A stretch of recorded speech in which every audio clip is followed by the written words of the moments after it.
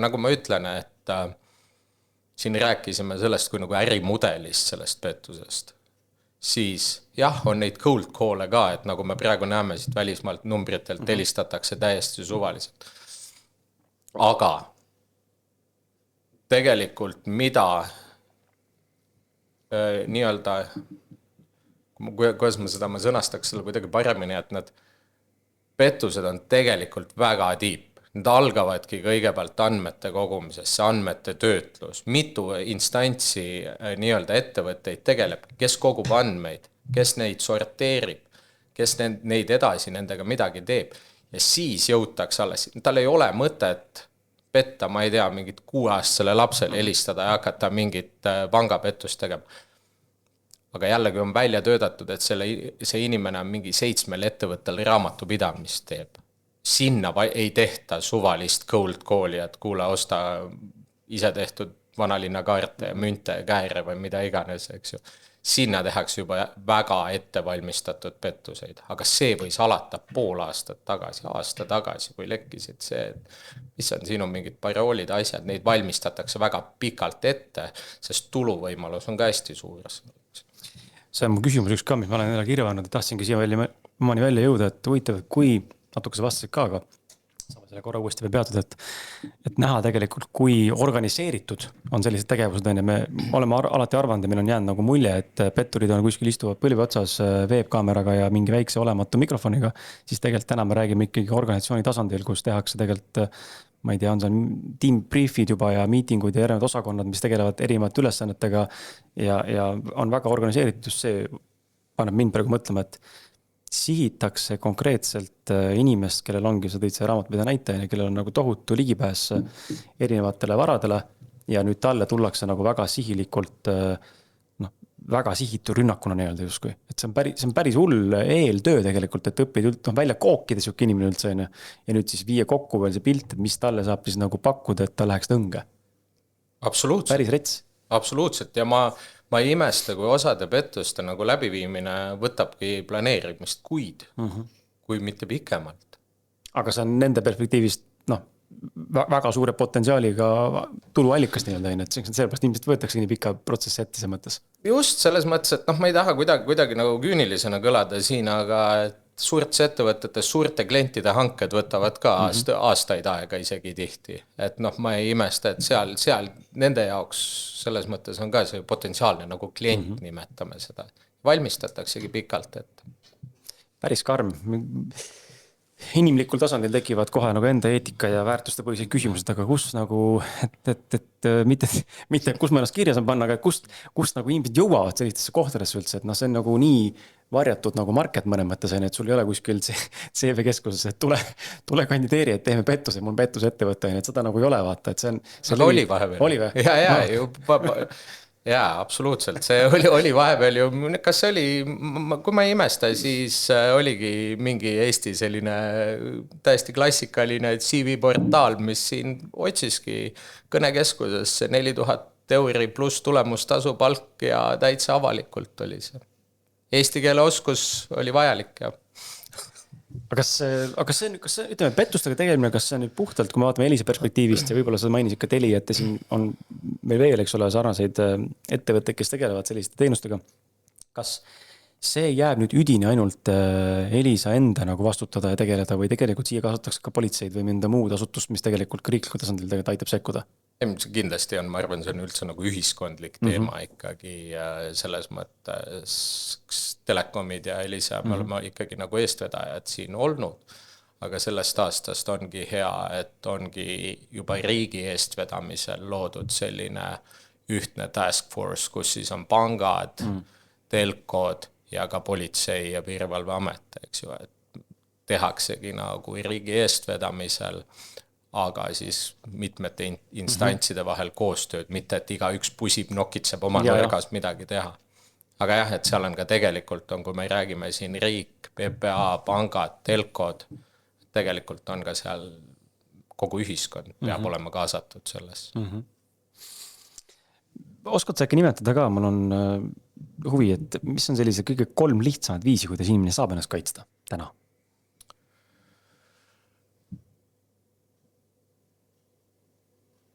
kui ma pean ütlema 3 kõige lihtsamat viisi, siis esimesena peaks klient vaatama üle oma nii-öelda küberhügeeni. Paroolid, sest ma olen jumala kindel, et ka siin kui kuulajatel öelda, et teie parool on teie tänav ja majanumber, a la Kase 27, siis kindlasti mõnele ma saan pihta või ligi lähedale, eks ju. Digihügeen üle vaadata, et ma kasutaks 2-astmelisi autentimisi, et meil paroolid ei oleks kõikidel saitidel ja asjadel ühed samad, võimalik, et kuskil andmelekkest lekib, siis oled sa põhimõtteliselt oma kõikide kontodega nende käes, eks ju. See tasub üle vaadata, mitte ei tasu, vaid peaks selle üle vaatama. Siis minu soovitus kasutada kindlasti mingit küberkaitse teenust. Sõltuvalt nüüd kasutusharjumustele ja vajadustele, neid on erinevaid, on siin nii-öelda taustal toimivaid. Võib-olla me pärast räägime kõige täpsemalt, miks ma seda soovitan tegeleda. Sest paljud inimesed võib-olla natukene nagu etteruttavalt öeldes, et need pettused tihti lähevadki läbi siis, kui inimesed on ajameelsed või mingi muu asja, nende tähelepanu on hajunud. Seal võiks olla peaks olema second layer seal taustal, mis neid kaitseb. Ehk siis mingi küberkaitse teenus. Ja 3. on selline kriitiline mõtlemine taustal, et panna endale pähe see, kui me räägime siin nendest igasugustest telefonipettustest, muudest küberpettustest, asjadest, inimlik 2-astmeline autentimine. Kui keegi pakub sulle tohutult, ma toon näite, et keegi pakub head mingit krüptoinvesteerimisvõimalust.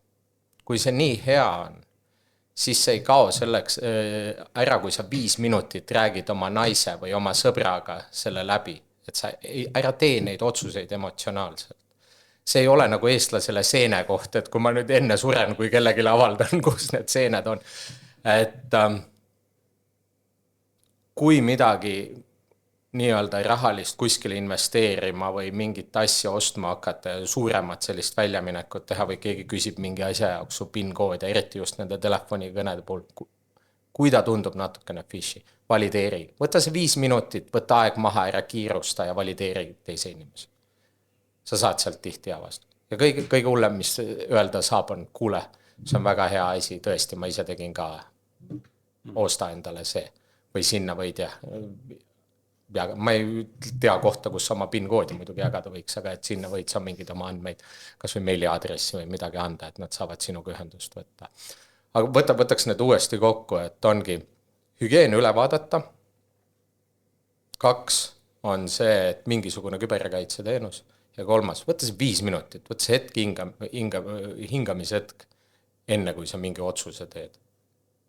Keegi pakub sulle Bitcoin 2.0, siis see ei kao 5 sekundi jooksul ära või 5 minuti jooksul. Sa saad korra mõelda ja kellegi läbi ajatada. Aeg, fokusseeri, võta see aeg. Need oleks juba 3 soovitust. No päris head soovitused, sest et just see viimane, et see läheb kokku selle FOMO-ga, et fear of missing out, et see on selline ajaliselt piiratud nagu pakkumine ja kui see nüüd kohe ei reageeri, siis on hilja, et seal võib kõlada küll väga tihti siuke paaniline neediness nagu taustaline, aga ja mul tegelikult oli küsimus ka selles osas, et kui me vaatame nagu inimesi, enne mainisid, tõid nagu näitesest raamatupidajast, kes võib-olla on nagu juhtival kohal või on võtmeisik erinevates ettevõtetes, aga kuidas sa kirjeldaksid võib-olla täna Elisa info alusel siis ja kogemuse alusel sellist põhilist inimest või sihtrühma, kes langeb kõige rohkem selliste erinevate potentsiaalsete pettuste ohvriks, et kas me räägime sellest, et millega tuvastada, kas inimene on informatsiooni puuduses või tal ei ole nagu teadlikkust või tal on tõesti, nii kole võib öelda, aga madalam IQ ehk kriitiline mõtlemine selle koha pealt nagu olematu, nüüd on hästi naiivne.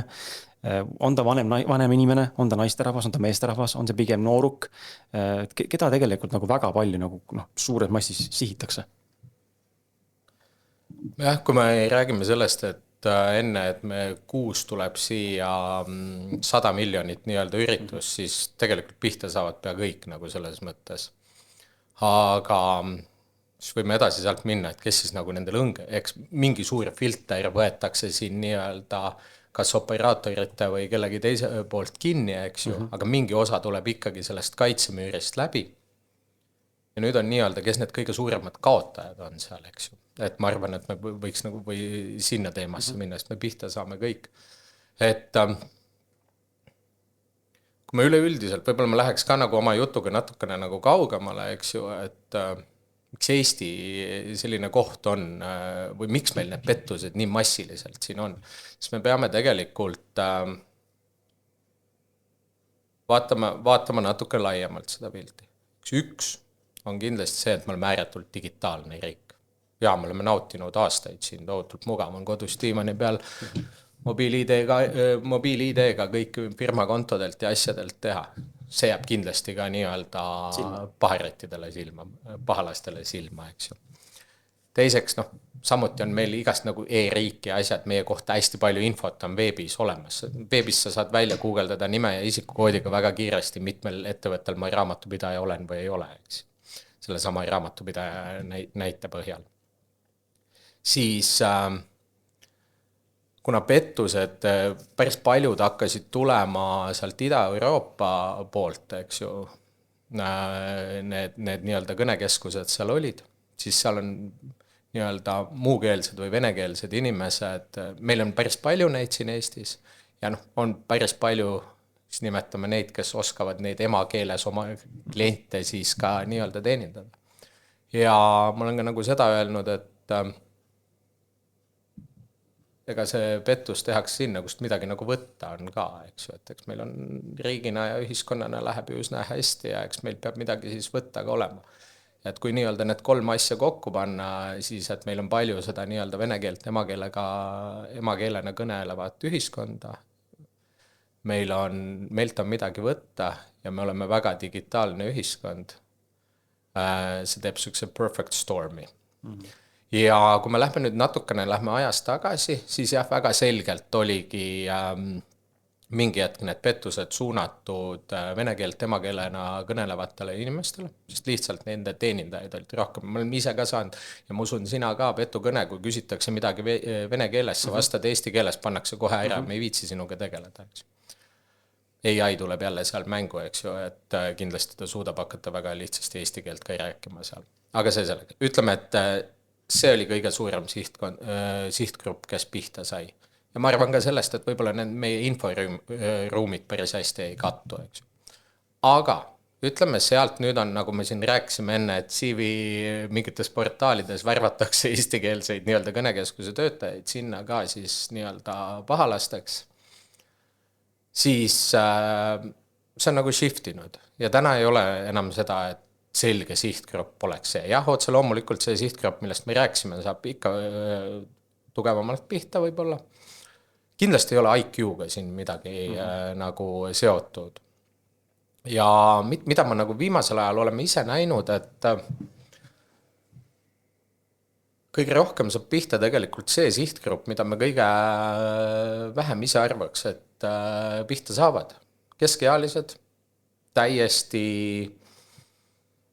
nii-öelda ausad ühiskonna kodanikud, täiesti keskmised eestlased, mina ja sina, ütleme nii.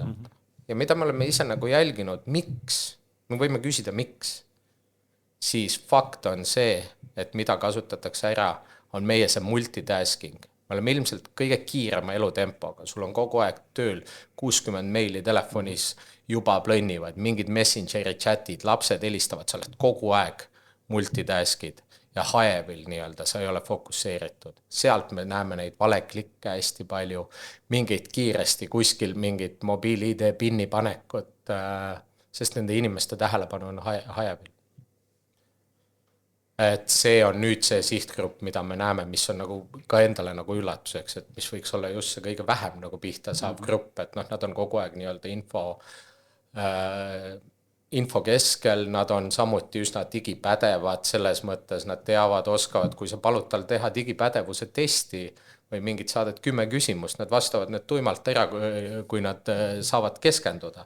Aga samal ajal, kui sul 2 last auto tagaistmel kakleb, sa oled liikluses ja tuleb mingi meil, siis see paha klikk on väga kiire tulema seal või kuskil valgusfoori taga vaatad jälle midagi plennib. Et ei ole sellist rohtu või näppu kuskile peale panna, et näed, teie olete safe ja teie saate pihta nagu, et aga jah, see tähelepanu hajumine, see on nüüd on tulnud selgelt mängu. See on, ma ei oleks siin oodanud seda, aga tegelikult nagu make sense, kui me vaatame täna ajastu, kus infomüra on nagu tohutu, on ju. AI annab sellele asjale nagu vatti juurde, et seda infot toodetakse ja ketratakse nagu varukast, on nagu konveeriliinil, et siis ma üldse ei imesta tegelikult, et see on tõesti see, mis sa kirjeldad, vastab tõele, et oledki liigses infomüras ja oled haievel lihtsalt. Asju on liiga palju ja taldrikule võetud ja siis tulevad mingid siuksed konksud, et see on päris huvitav. Sa mainisid seda 100 miljonit nii-öelda pettusühikut või olukorda ja registreeritud sündmust, aga kui me räägime nagu summa summarumilt, oskad sa sihukest asja jagada või saad jagada, mis on sellised, ma ei tea, sa oled ise teadlik sellest, mis on sellised suurimad võib-olla nagu reaalsed olukorrad, mis on juhtunud siin, me räägime siin miljonitest või me räägime 100 miljonitest või me räägime siin, mis see kahju tegelikult nagu on? Seda kahjunumbrit on, meil endal täpselt seda numbrit ei ole, kuna see kogu see kahjupool ja selle raporteerimine käib läbi politsei ikkagi.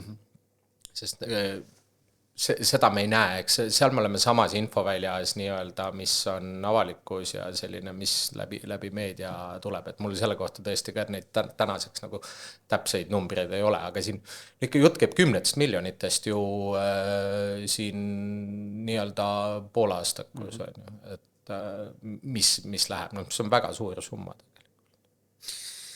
Jah, see on tõesti suur summa ja mul tuli praegu meelde see, et sa mainisid neid välismaa kõnesid. Ma arvan, ma saan täna 6 korra või ütleme kvartalis korra mul satub niimoodi, et mul helistatakse kuskil 8-9 korda järjest. Need on nagu nii kiired, et ma vaevu jõuan panna nagu kõne kinni. Vastu võtmata, et kohe cancelisse panna ja kohe tuleb uus peale. Ja eri riikidest, et see on hästi, eks nad suunatakse niimoodi, aga on hästi huvitav, et see niimoodi suruvad lihtsalt ühte numbrit.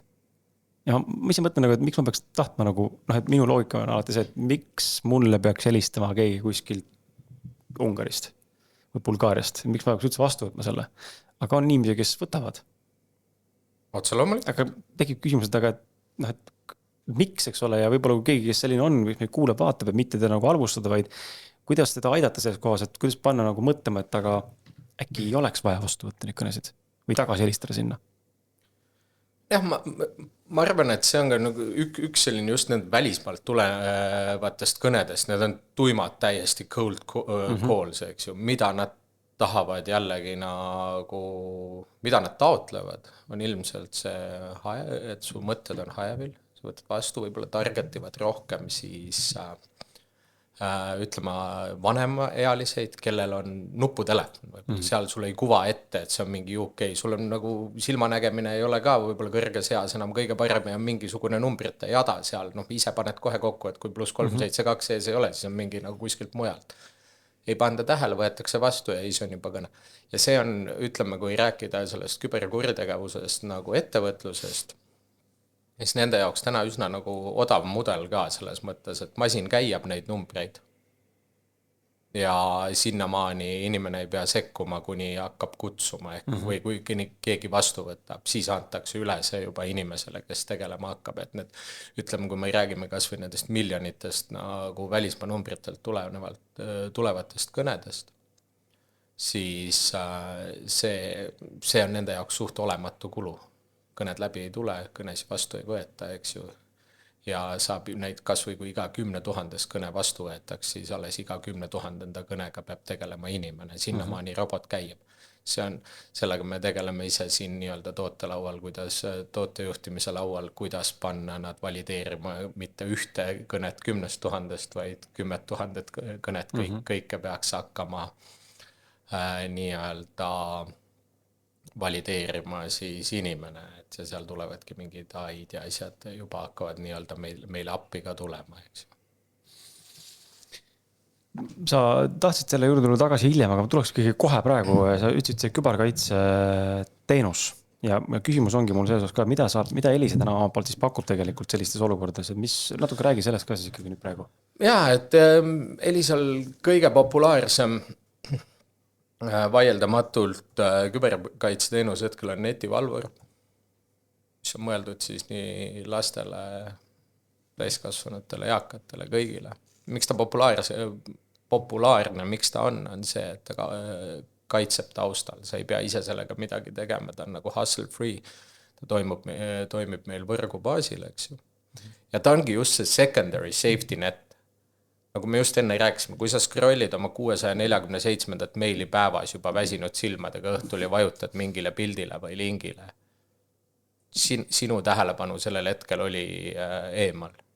Aga taustal see süsteem toimib ja blokeerib ära, et ma arvan, ta on selline ülihea safety net. Selleks, et sa ei pea teda kogu aeg kuskilt sisse lülitama või midagi installima tegema, sa tead, et sul on selleks hetkeks, kui su tähelepanu nüüd korraks hajus ja sa kogemata kuskil klikkisid, siis on nii-öelda veel layer vahet seal. Ja ta on nagu teistpidi ka, et siin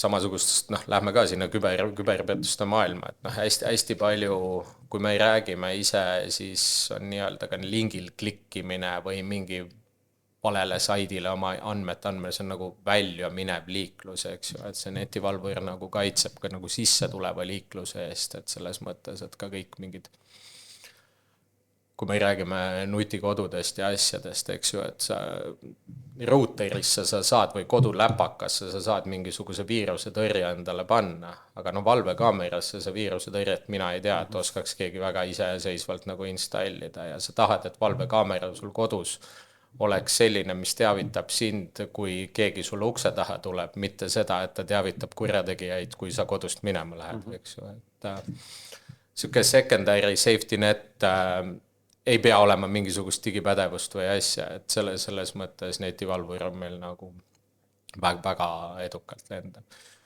Ja Bitdefenderit pakume ka. Bitdefender on siis natuke mitte edasi jõudnumale, aga ütleme sellist, kellel on natukene midagi rohkem vaja, näiteks VPN-i, mingeid selliseid off-net lahendusi ja asju, et on ka meie portfellis olemas selline viirusetõrje lahendus.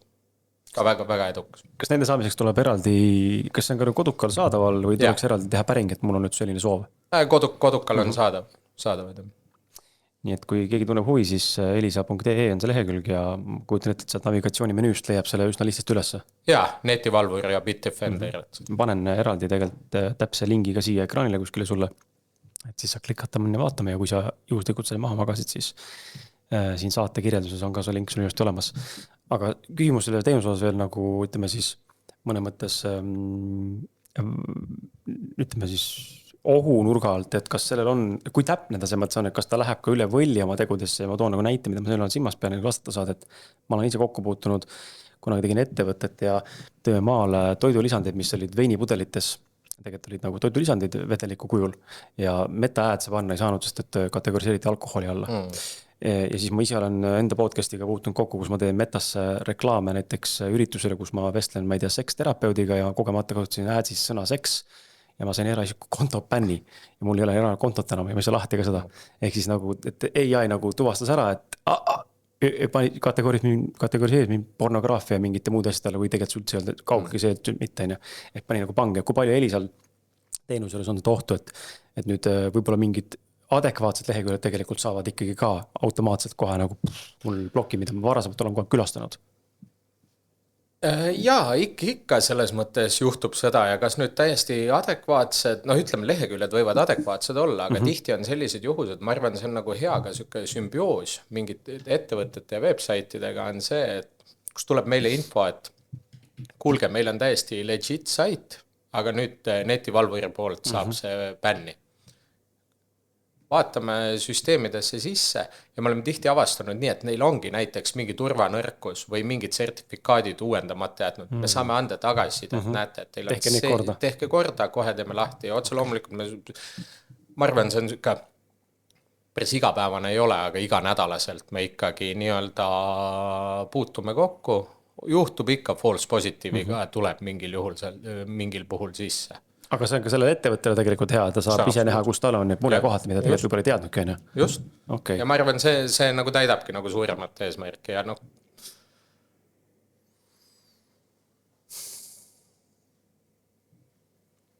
Me rääkisime enne FOMOst ja sa tõid nagu näiteks selle Bitcoini.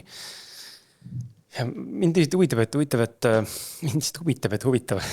kas taga on siis tõesti see hirm ilmajäämise ees, on see ahnus saada midagi kiiresti kohe nüüd ja praegu või on see lihtsalt tohutult väga hästi nagu tehtud leht või kõne või pakkumine, mis tekitab nii suurt samastumist ja usaldust nii psühholoogilise kui ka siis mitte psühholoogi tasandil, et ma tahan seda valekäiku nagu teha.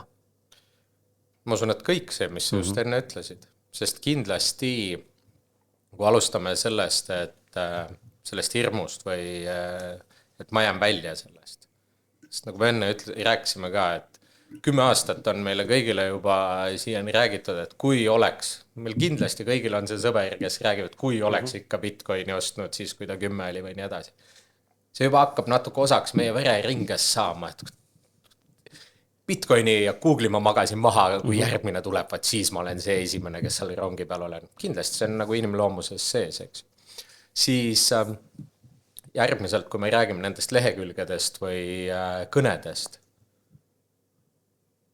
ma arvan, et need inimesed, kes neid kõnesi tegema on värvatud, need on oma ala spetsialistid, selles mõttes ülitugevad müügiinimesed. Koolitatud skriptid ees, kogemus olemas. Muidugi. Ma arvan, ma ei imesta, kui paljud on olnud teinud telemarketingi või sellist nagu mingisugust müügitööd eelnevalt, ausat tööd ja nüüd läinud sinna. Need ei ole nii, et kuskilt tõmmatakse mingi vend metsast välja ja hakka kõnesi tegema, sest ma ütlen, et need tulud on nii suured, et need on, ma arvan, väga intelligentsed, väga hästi koolitatud, väga hästi tehtud müügikõned ja selles mõttes, ja kui sa paned sinna teisele poole veel vastu selle, et nüüd saad sinna selle inimene järgmisest Bitcoinist ma kindlasti nagu seda ma maha ei maga.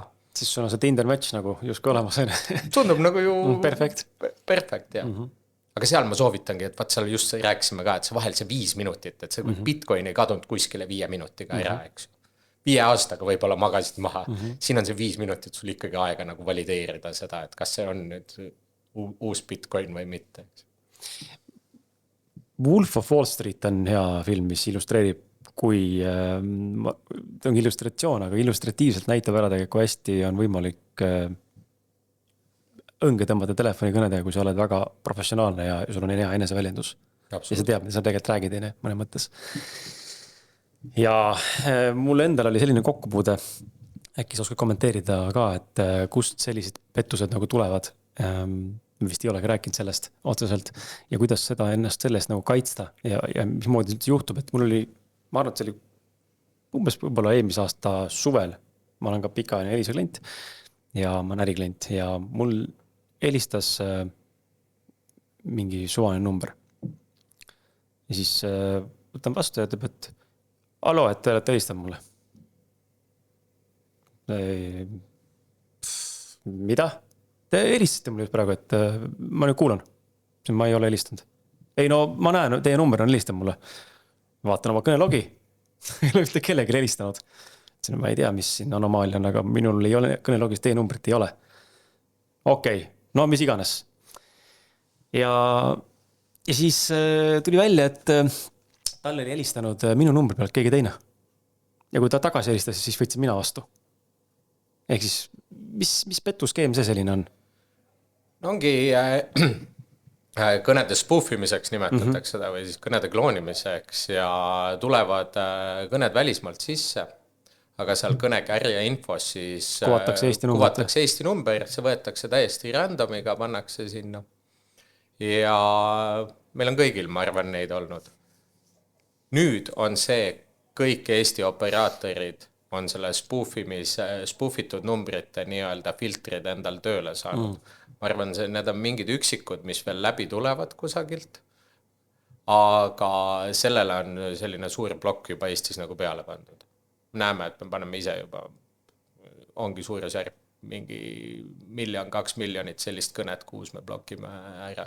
Seda me suudame nii-öelda tuvastada, et see on võltsitud number ja siis me juba ei lasegi seda enda võrku edasi.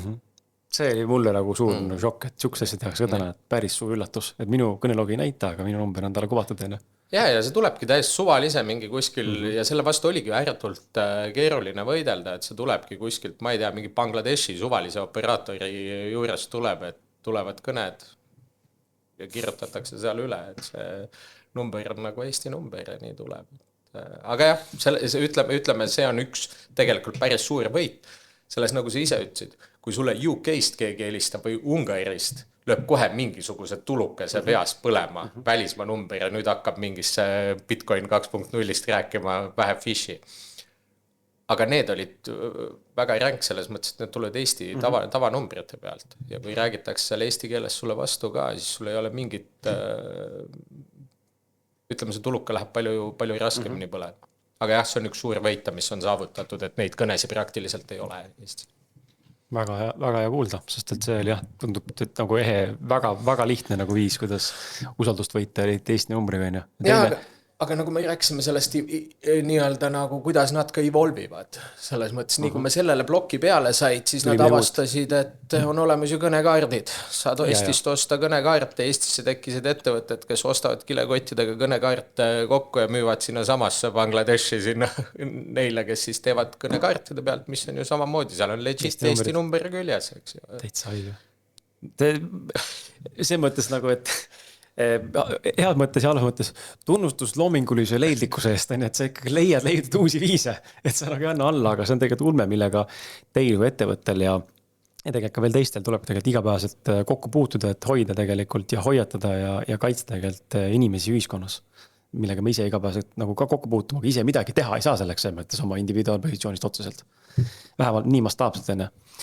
Teine pettus, mis ma olen kuulnud, ise kokku puutunud ei ole, aga tähendab olen. Aga mitte nüüd nii üle võlli vist, et mul on helistatud ja vene keeles ja keegi nutab täiega. Ja see tõmbab ikkagi junni jahedaks korraks, nagu ta ma saan aru, et ta on mingi veider kõne on Eesti numbrilt, aga see, et ta tõmbab nagu ikkagi käib siuke nagu emotsioon kehast nagu läbi, et kellelgi on midagi halvasti, ta nutab paaniliselt karjub, eks ole, ma panen ka kinni. Ma isegi ei taha kuulda, see tekitab nii alla tunde, kui õuduka filmi vaatamine.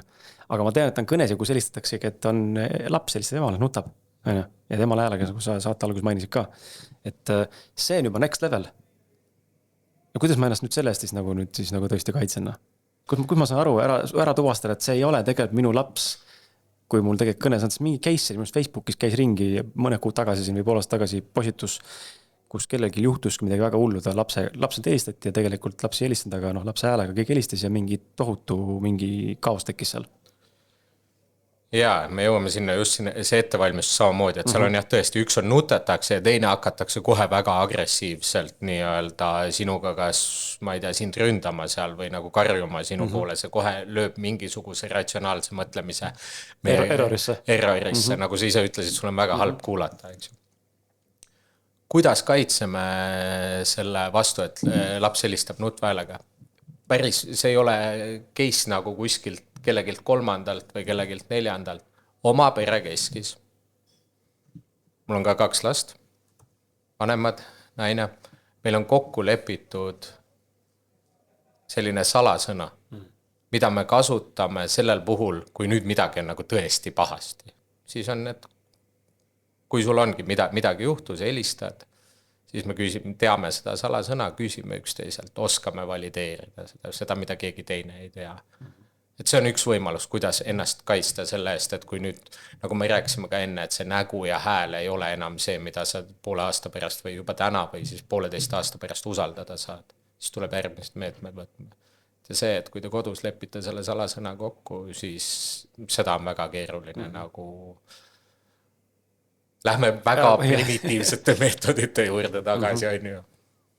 See on päris hea soovitus, et kasutada sellist nagu omakesket salasõna, mida keegi teine tõesti nagu ei tea, on ju.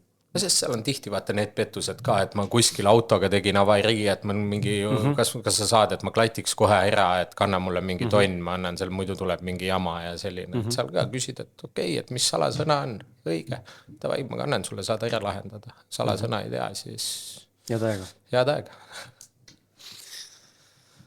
Okei, kui me räägime veel nagu punastest lippudest, okei, me oleme rääkinud täna siin sellest, et on välismaa kõned, siis on siin võib-olla, ma ei tea, private number'id väga nagu ei näe, et sul kuvab lihtsalt tekstina nagu tundmatu number või private number, et seda väga enam täna ei ole, aga vahepeal neid mul ikka on tulnud, aga neid vastu kunagi võtteta.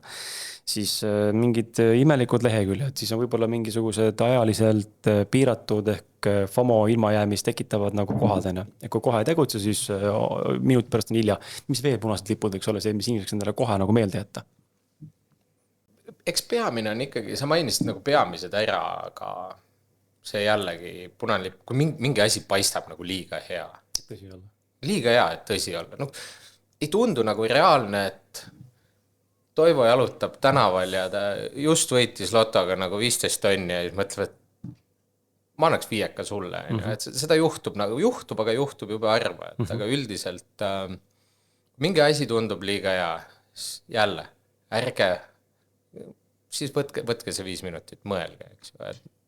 Üks kaine mõistus, aga need, sa mainisid nii-öelda peamised sellised punased lipud ära ikkagi. On su enda mingi kogemus olnud selliseid, kus sa oled, loodetavasti ei ole langenud, aga tunned ära, et okei, siin on mingi fishi värk praegu? Jaa, just ikka on.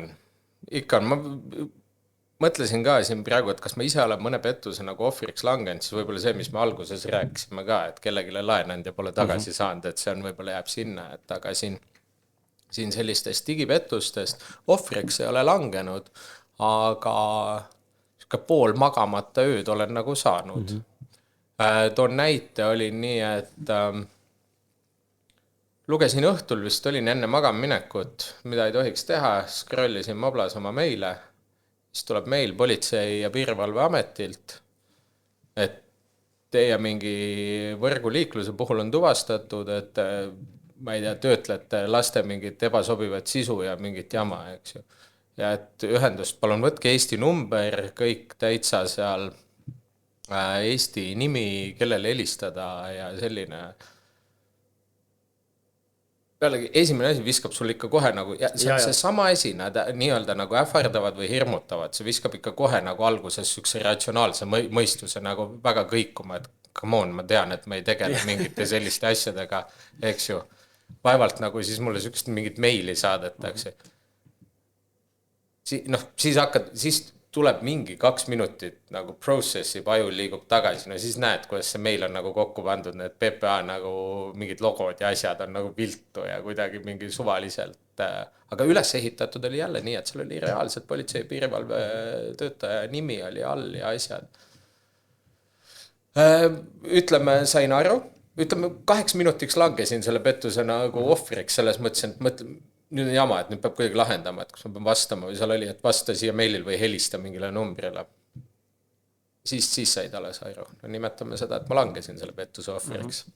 Õnneks nagu kahju ei olnud, et ma sain enne nagu ratsionaalse mõtlemise tagasi. Ma mõtlen, mis on veel, kas on selliseid häid näiteid mul endal.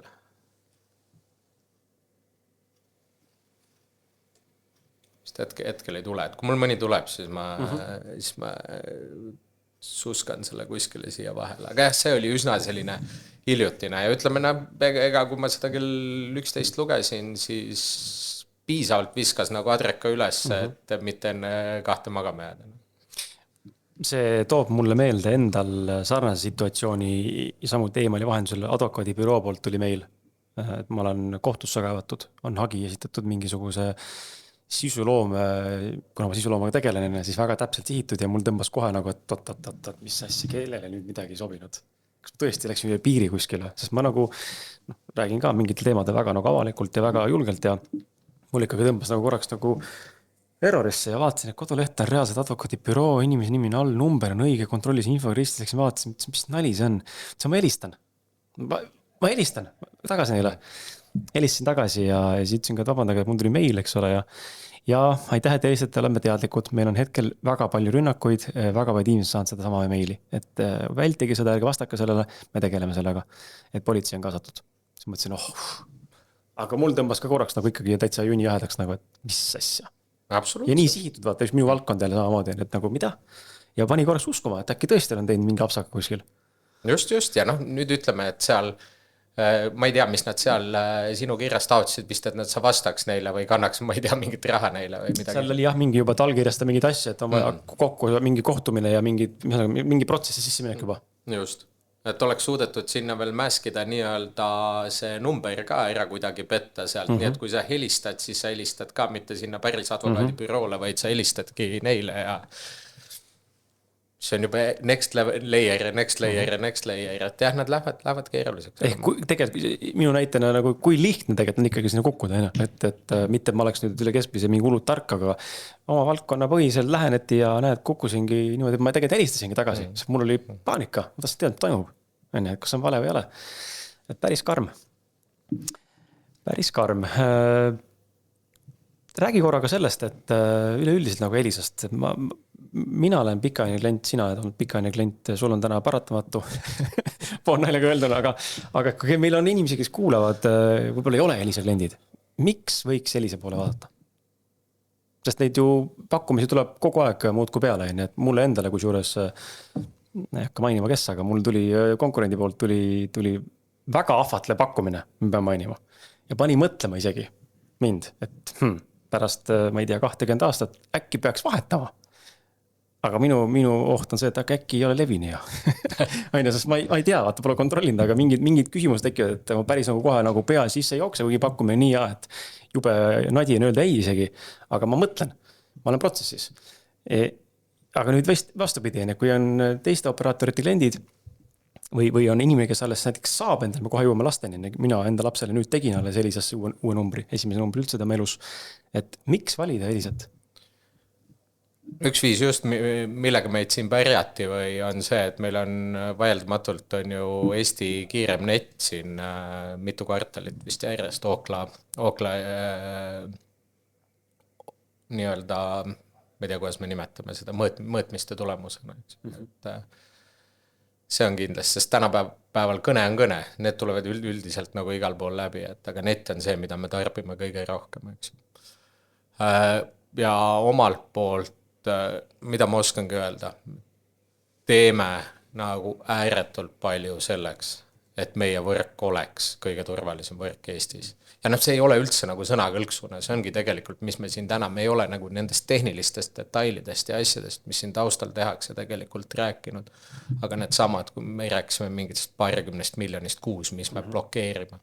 Sest nii-öelda see on täitsa minu isiklik missioon, nii-öelda sellele ma võin ka nagu vaatajale otsa vaadata ja öelda, et miks ma Elisas töötan, kui me alguses rääkisime selleks, et ma olen see gatekeeper nii-öelda siis kliendi ja tema ühenduse vahel ja päriselt on, kui ma olen 17 aastat siin töötanud, siis ma teen nagu asju missioonitundega ja nagu missioonitunne siin tõesti on see, et ma tahan Eesti kõige turvalisemat neti meie klientidele pakkuda. Ja tõesti nagu panustada tänases keerulises maailmas nii palju igast jamasid ja asju, et ja me kasutame seda netti nii palju, et mida turvalisemaks me saame seda teha koostöös oma klientidega, seda parem. Ja ma julgen uskuda, et mingi hetk me saame seda ka nagu välja hõigata, et täna me saame välja hõigata selle kõige kiirema neti Eestis, et peagi on see kõige turvalisem. Mida me juba ise usume, raske mõõta muidugi otse loomulikult, aga jah. Nii et elisa.ee, mine vaata ja piilu ja helista, mine esindustesse, kirjuta, kui soovid abi saada ja arutada, siis leitakse sulle see sobivaim parim lahendus.